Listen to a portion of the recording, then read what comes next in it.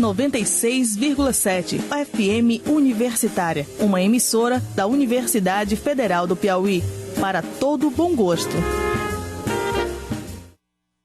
Querida turma de 2012, foi difícil chegar aqui.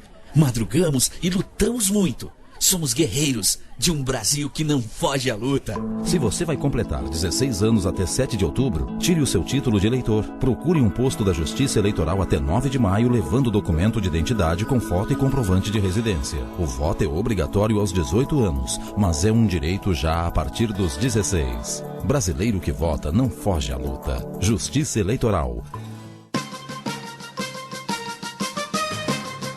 Ouça, às terças e sextas, à 1h30 da tarde, o programa Revista Universitária. Um panorama de tudo que a Universidade Federal do Piauí produz e que é de interesse da comunidade. Saiba como funciona a nossa universidade e como você pode usufruir da produção acadêmica nos campos do ensino, pesquisa e extensão.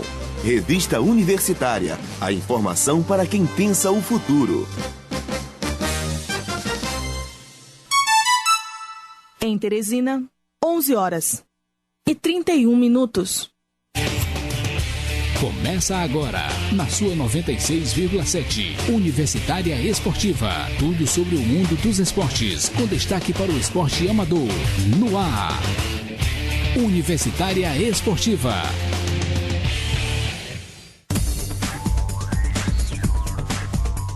Bom dia, ouvintes. Começamos mais Universitária Esportiva. E ao meu lado, Neila do Rego Monteiro. E ao meu lado, Emanuele Madeira. No boletim de hoje você confere novidades no atletismo, na Fórmula Indy e na Liga Novo Basquete Piauí. No Bola na Rede você confere as novidades no futebol piauiense mundial, além dos resultados dos jogos de ontem, e fica sabendo quem joga no final de semana. Continue sintonizado que o Universitário Esportivo está no ar. Dia 13 de abril no Bossa Nova e dia 28 de abril no Espaço Cultural Mamulengo, Assis Bezerra canta Gilberto Gil. Convidados: Edivaldo Nascimento, Rubens de Figueiredo, Fifi Bezerra, Dimas Bezerra, Moisés Bezerra e Ricardo Totti. Assis Bezerra canta Gilberto Gil, às 22 horas. Apoio ao Tech Studio e FM Universitária. Universitária Esportiva. Boletim Esportivo.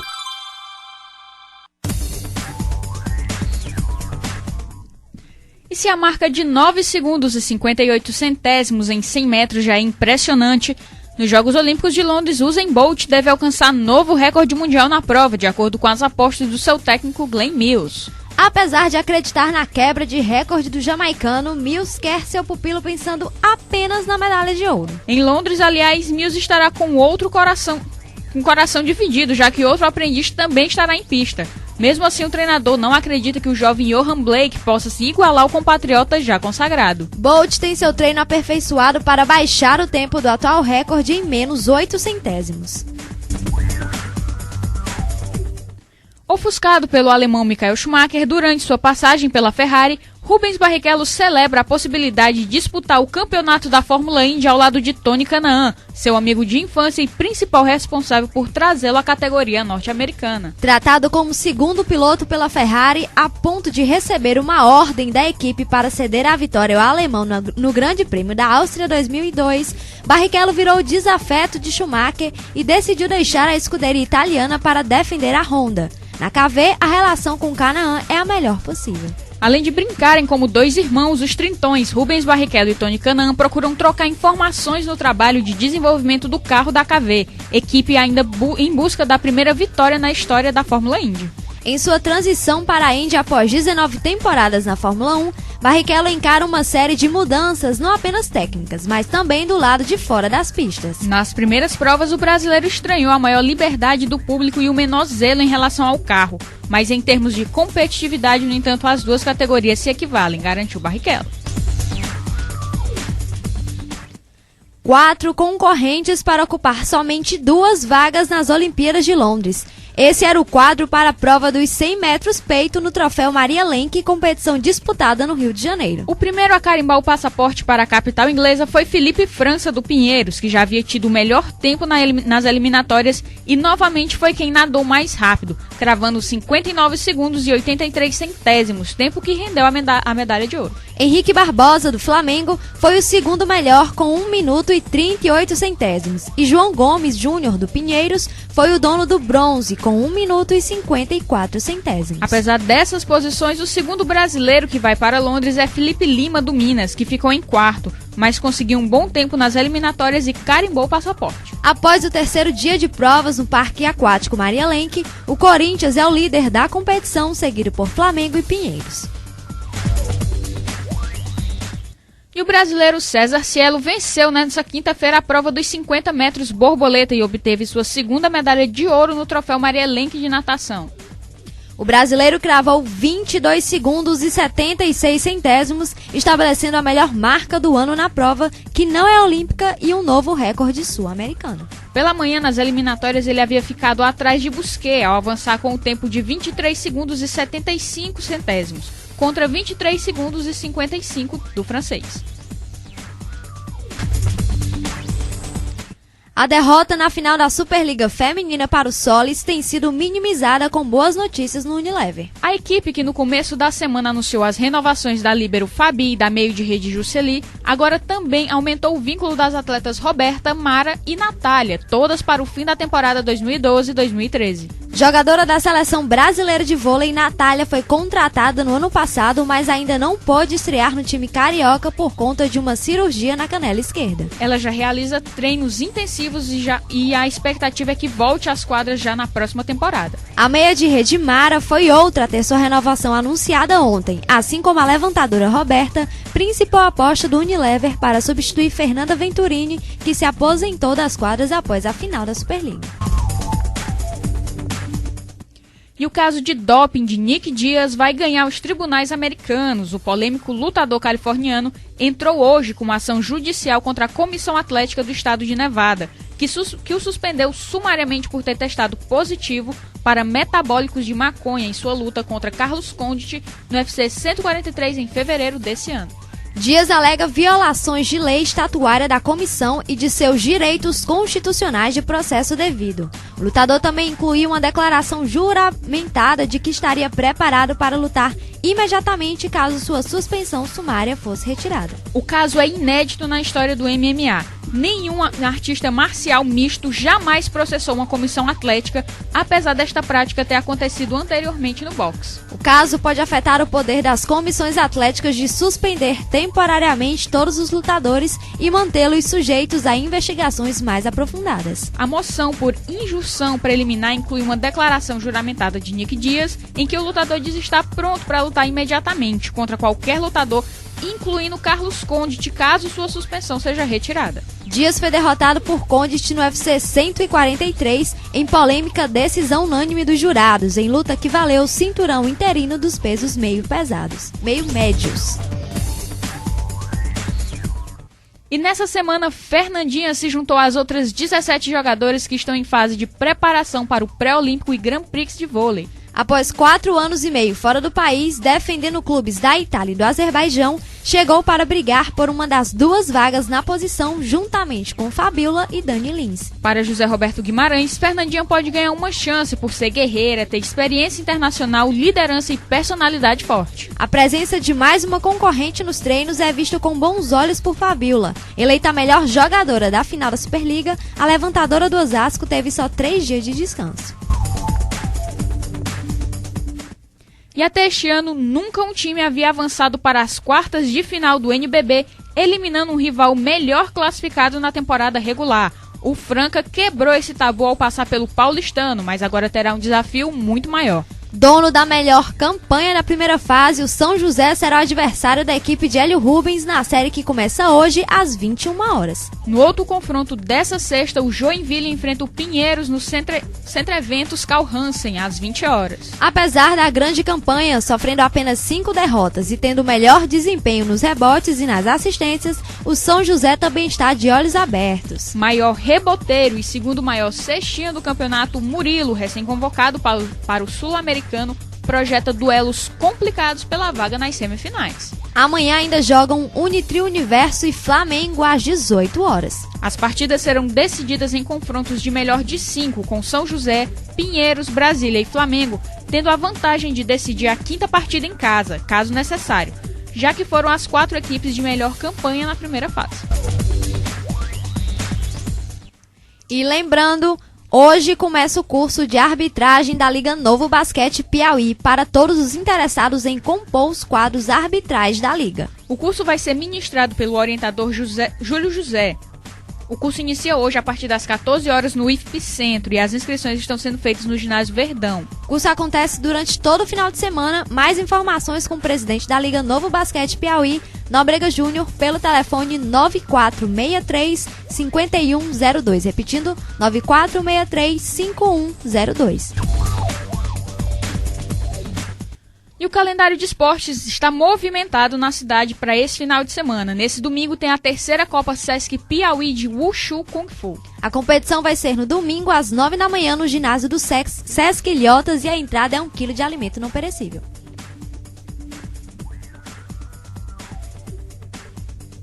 E também tem piauiense nos tatames, tem Sara Menezes no Pan-Americano de Judô em Montreal. As equipes brasileiras disputam nesse final de semana a última competição que contará pontos para o ranqueamento para os Jogos Olímpicos de Londres. Na categoria até 48 quilos, são 10 judocas distribuídas em 4 chaves. Sara saiu na chave A e encara a chilena sua primeira luta. Se passar a argentina Paula Perreto, sexta colocada no ranking olímpico, medalha de bronze na Olimpíada de Pequim e ouro no Pan de Guadalajara, que ficou sem adversárias na primeira rodada sorteada, é a próxima adversária no Sul-Americano. A maioria das lutadoras são velhas conhecidas de Sara, mas no judô não se pode contar com históricos. Pelo sistema de chaves, a vencedora da chave A encara a vencedora da chave B, que pode ser a americana ou a equatoriana. Em uma possível final, é provável que Sara enfrente a cubana Dairis Mestres Álvares. Essa cubana foi a mesma que Sara encarou no Pan-Americano de Guadalajara e não conseguiu vencer, perdeu por 1 yuko. Na semifinal, Sara pode ver ou a mexicana Edna Carrillo ou a colombiana Luiz Álvares, judoca que a piauiense venceu pela disputa de terceiro lugar no Pan-Americano do ano passado. É uma competição razoavelmente fácil para a piauiense, a menos que algo extraordinário aconteça. As únicas que podem ameaçar o pódio da Sara são justamente a cubana e a argentina. A competição garante mais 180 pontos para o ranking mundial e olímpico. Hoje começa o Pan-Americano pelas categorias mais pesadas. As lutas começaram às 10 horas de hoje. Amanhã, no mesmo horário, começa a disputa das categorias mais leves. No domingo tem a disputa por equipes. Lembrando que o anúncio oficial das vagas para as Olimpíadas acontece no dia 30 de abril e o anúncio oficial da CBJ deve ser feito no dia 1º de maio, onde Sara e Expedito Falcão devem ser anunciados oficialmente na equipe olímpica. E os para-atletas do Centro Integrado de Reabilitação participam mais uma vez da etapa regional Norte-Nordeste do Circuito Caixa Paralímpico de Atletismo, Natação e Halterofilismo, que acontece hoje na cidade de Natal e vai até domingo. A delegação é formada por 5 pacientes do centro que descobriram afinidade e potencialidade para o esporte, especialmente na natação durante as sessões de reabilitação física. Ana Cássia, Lídia Raquel, Aldemício Rodrigues, Nayara Maria e Liana Brito, que representam o Piauí no circuito, apresentam diferentes idades, diagnósticos e períodos de reabilitação, mas têm em comum a vontade de superar desafios. Segundo o reabilitador físico do CEIR, Childerico Robson, a participação dos atletas no circuito tem caráter de experiência e também de competição. A natação contribui para o desenvolvimento da independência do paciente, fortalecimento muscular, socialização e estimula o domínio corporal. Aniversário Esportiva volta já. Venha dançar samba rock. Tô com Saudade de Jackson do Pandeiro. Telefone. Roraima e Telegroove fazendo o melhor do samba rock no Bossa Nova. Sexta, dia 4 de maio, às 22 horas. É pra dançar, é pra sacudir, é pra balançar. Roraima e Telegroove. Sexta, dia 4 de maio, às 22 horas, no Bossa Nova. Informações 9978-8082. Apoio FM Universitária. Universitária Esportiva. Bola na Rede.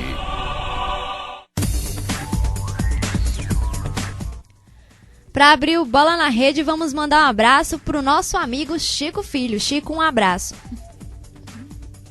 Bem, o técnico da Seleção Brasileira de Futsal, Marcos Sorato, definiu os 14 atletas que enfrentarão a Costa Rica na série de 2 amistosos em Recife e Maceió nos próximos dias 12 e 15 de maio. O time de Sorato volta às quadras após terminar a eliminatória sul-americana na 3ª colocação, garantindo uma das 4 vagas do continente para a Copa do Mundo de Futsal, que será realizada na Tailândia em novembro desse ano. Desde 1989, quando o torneio passou a ser organizado pela Federação Internacional de Futebol, o país foi campeão em 4 das 6 edições, sendo que o último título foi conquistado em 2008 no Brasil. E em 2008 e 2004, quem levantou o troféu foi a Espanha.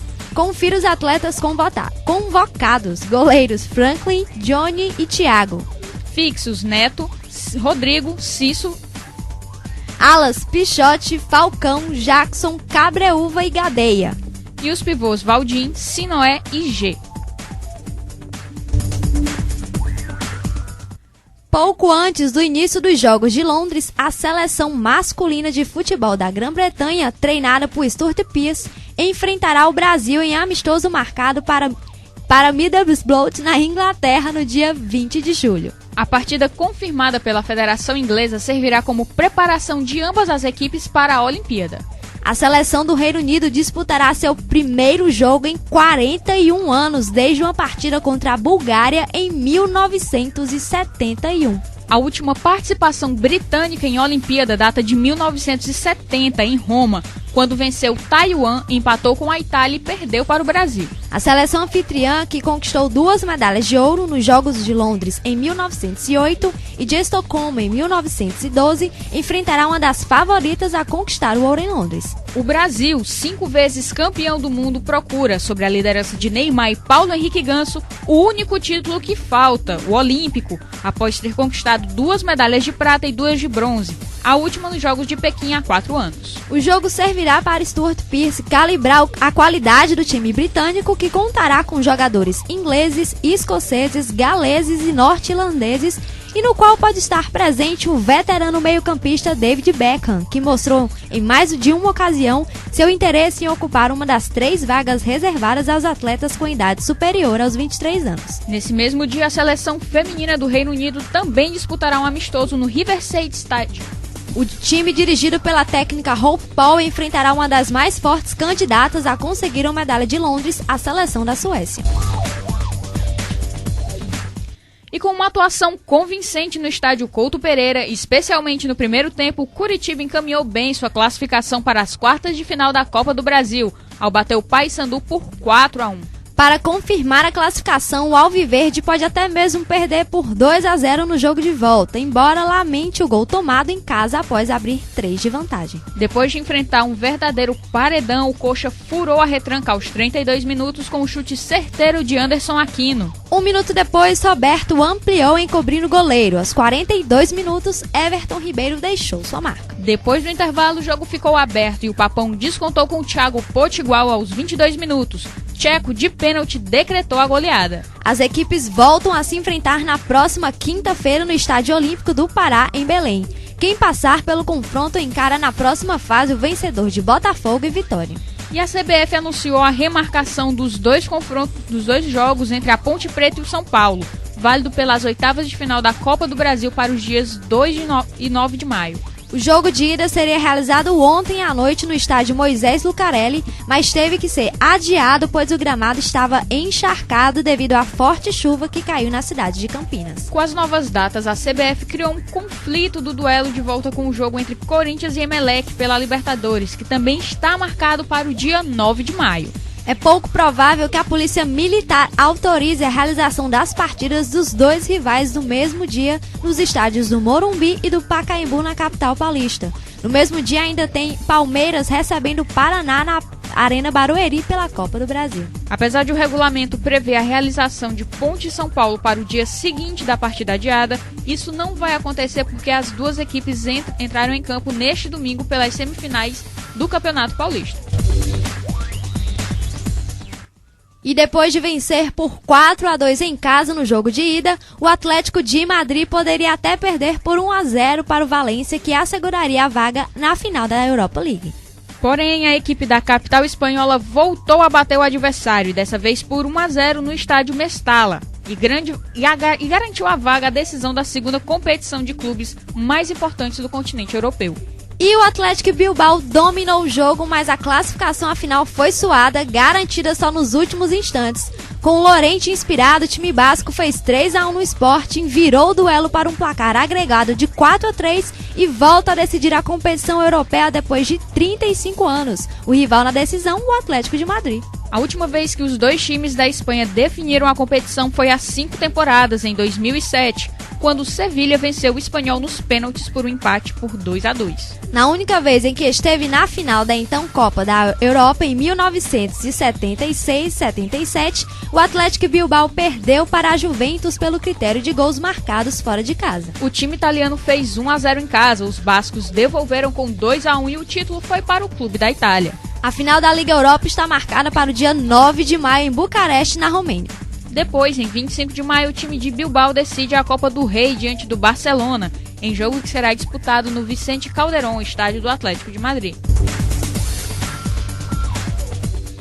E vamos falar de campeonato piauiense. Ontem tivemos jogo no Lindolfo Monteiro, River recebendo o Caiçara. Que jogo, hein, Manu? Que jogo, muita pressão do River, mas que no final das contas acabou no empate em 1-1, os dois times. O Caiçara jogou bem diante do River, não vem apresentando um bom desempenho durante todo o campeonato piauiense. Teve agora somente um empate, nenhuma vitória e 7 derrotas, não. 4 derrotas, 3 derrotas, desculpa. 2 derrotas e um empate. É verdade. Na verdade, os 7 são os menos 7 gols que ele levou durante a temporada. Ontem fez seu primeiro gol, o Caiçara, na partida. E com um jogador que foi dispensado do River, o jogador Fred, que foi um dos destaques da partida, jogou muito, fazendo boas descidas pela esquerda do campo, pela direita do campo. Numa jogada que também originou, fez o goleiro Elias se esticar todo, fazendo boas defesas, muitas pontes, jogadas incríveis saíram desse jogo, mas, porém, contudo, no entanto, tivemos ao final do jogo o lamentável da partida, que uma facção da torcida do River invadiu o campo e botou pressão nos jogadores. Também lamentar pela demora da polícia, que não agiu de imediato. Alguns torcedores acabaram invadindo o vestiário e ficou uma situação muito complicada de ameaças sendo trocadas dentro de campo. Os torcedores ameaçando os jogadores por conta do empate e da impaciência que o torcedor do River já está com o time. Na verdade, é uma situação complicada. Realmente, o torcedor do River há muito tempo já está com essa impaciência. O River que teve seu último título pelo Campeonato Piauiense em 2007 e nos últimos anos não tem conseguido um bom desempenho no Campeonato Piauiense. Então, a torcida do River está realmente em cima, querendo um bom time. E a situação fica mais complicada por esse time ser formado há 2 semanas antes de começar o Campeonato Piauiense. Os jogadores ainda estarem se adaptando. Mudando de técnico agora, o técnico Marcão, ex-Bom Sucesso, chegou ontem, assistiu ao jogo do River e já está pensando aí nas mudanças que vai fazer. A palavra de ordem para o Marcão é trabalhar muito com esse novo time. Ainda tem jogador chegando, vai demorar um pouco também ainda para reajustar o time a esses novos jogadores. Não se sabe ainda como é que vai ficar a situação do Neto. Ele provavelmente vai descer para categoria de base, sub-18, que vai começar, que a tabela vai ser anunciada já na segunda-feira. Lembrando que terça-feira tem Rivengo, viu, gente? Confira os jogos que acontecem no final de semana. No Campeonato Baiano, o Vitória enfrenta o Feirense às 16 horas de sábado. No domingo, o Bahia enfrenta o Vitória da Conquista às 16 horas. No Cearense, o Fortaleza joga com o Horizonte às 16h20. No domingo é a vez de Ceará enfrentar o Tiradentes às 16 horas. Pelo Campeonato Paulista, o Mojimirim recebe o Oeste às 16 horas. E o Bragantino recebe o Mirassol às 18h30. No domingo é a vez das semifinais. O São Paulo recebe o Santos às 16 horas. E o Guarani enfrenta a Ponte Preta às 18h30. No Campeonato Carioca, pelo troféu Luiz Penido, o Fluminense joga com o Volta Redonda às 15h30. E domingo é dia de decisão. Pela final da Taça Rio, o Botafogo enfrenta o Vasco às 16 horas. Pelo Goiano, o Atlético Goianiense joga com o Craque às 16 horas de sábado. Pelo Mineiro, no sábado, o Atlético Mineiro enfrenta o Tupi às 18h30. E no domingo, o Cruzeiro recebe o América Mineiro às 16 horas. No Pernambucano, tem o jogo de volta da final. O Sport recebe o Náutico às 16 horas. No Campeonato Gaúcho, tem final. O Internacional enfrenta o Grêmio às 16 horas. Na Premier League, sábado às 11 horas, tem Everton e Fulham, Stoke, Arsenal e Sunderland de Bolton. Às 11 horas se enfrentam Swansea City, Wolverhampton, West Bromwich e Aston Villa e Wigan e Newcastle. E às 13 horas o Norwich recebe o Liverpool. Domingo tem Chelsea contra o Queen's Park Rangers às 9h30. E o Tottenham recebe o Blackburn ao meio-dia. Pelo italiano, o Cagliari joga com o Chievo às 13 horas. No mesmo horário, o Palermo enfrenta o Catania. E a Roma recebe o Napoli às 15h45. No domingo, o Bologna enfrenta o Genoa às 7h30. E às 10 horas temos Atalanta e Fiorentina, Inter de Milão e Cesena. Às 10 horas ainda tem Lecce, Parma, Novara e Juventus, Siena e Milan. Já Udinese e Lazio jogam às 15h45. No Campeonato Espanhol, no sábado, às 13 horas, tem Getafe, Mallorca, Levante e Granada. Ainda no mesmo horário de 13 horas, o Espanhol enfrenta o Sporting de Gijón e o Real Sociedad joga com o Racing Santander. Já Vila Real e Osasuna jogam às 17 horas. E no domingo, o Real Madrid recebe o Sevilha às 7 horas. Zaragoza enfrenta o Atlético e Bilbao às 11. O Valência visita o Betis às 13 horas e o Raio Vallecano encara o Barcelona às 16h30. Pelo Clausura, hoje o Estudiantes recebe o Vélez Sarsfield às 15h15. E o Racing visita o Lanús às 20h15. No sábado, o San Martín recebe o Godoy Cruz às 14 horas e o New Old Boys enfrenta o All Boys às 16 horas. Já Boca Juniors e Colón jogam às 18h40 e Banfield visita o Independiente às 20h20. No domingo, às 15 horas, tem União e Olimpo, Argentino Júnior e Atlético Rafaela. São Lourenço e Arsenal de Sarandi se enfrentam às 17h15. No francês, o Toulouse enfrenta o Montpellier às 14 horas. Já o Lorient recebe o Olympique às 16 horas. No domingo, ao meio-dia, temos Rennes e Ajaccio, Sochaux e Bordeaux e Auxerre e Brest. Nesse horário de meio-dia ainda tem Nancy, Cannes, Valenciennes, Nice, Saint-Étienne e Dijon. E o Paris Saint-Germain visita o Lille às 16 horas. No Campeonato Português, o Braga recebe o Olhanense às 16h15 de hoje. No sábado, o Gil Vicente recebe o Vitória de Guimarães às 14 horas. Já o Marítimo recebe o Porto às 16h15. No domingo, o União de Leiria recebe o Feirense ao meio-dia. No mesmo horário, o Vitória de Setúbal enfrenta o Nacional. Ainda ao meio-dia, o Beira-Mar enfrenta o Passos de Ferreira. O Rio Ave joga com o Benfica às 15h15. Pelo alemão, no sábado, todos os jogos acontecem às 10h30. Kaiserslautern versus Borussia Dortmund, Wolfsburg, Werder Bremen, Schalke 04 e Hertha Berlim. Borussia Mönchengladbach e Augsburg, Freiburg enfrentando Colônia, Hamburgo e Mainz, Hoffenheim, Nuremberg, Bayern de Munique, Stuttgart e Bayer Leverkusen e Hannover. Sábado também tem Campeonato Piauiense. O Picos recebe o 4 de julho às 16 horas.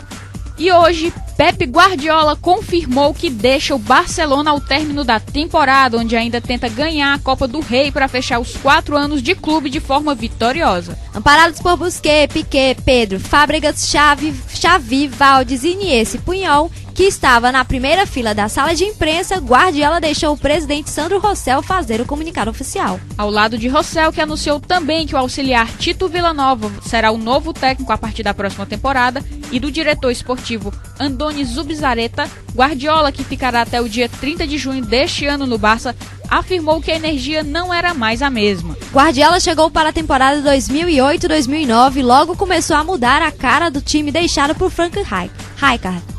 Preferiu não contar com nomes como Ronaldinho, Deco e Eto'o. Trouxe Daniel Alves e Piqué e promoveu os garotos Busquets e Pedro. Depois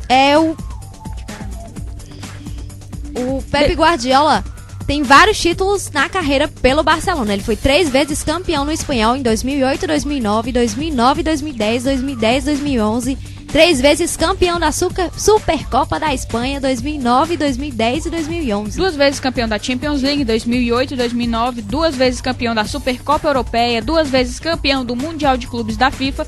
E 1 vez campeão da Copa do Rei. Infelizmente, vamos ter que encerrar o programa Universitário Esportiva. Chegou ao fim. O programa foi apresentado por Neila do Rego Monteiro e Emanuele Madeiro. O programa é realização da FM Universitária 96,7. Direção-geral do professor Paulo Vilhena. Trabalhos técnicos de Ricardo Souza e produção de Nária Macedo. O programa volta na segunda-feira às 11h30, então não esqueçam de sintonizar. Muito obrigada pela audiência e continuem com a nossa programação.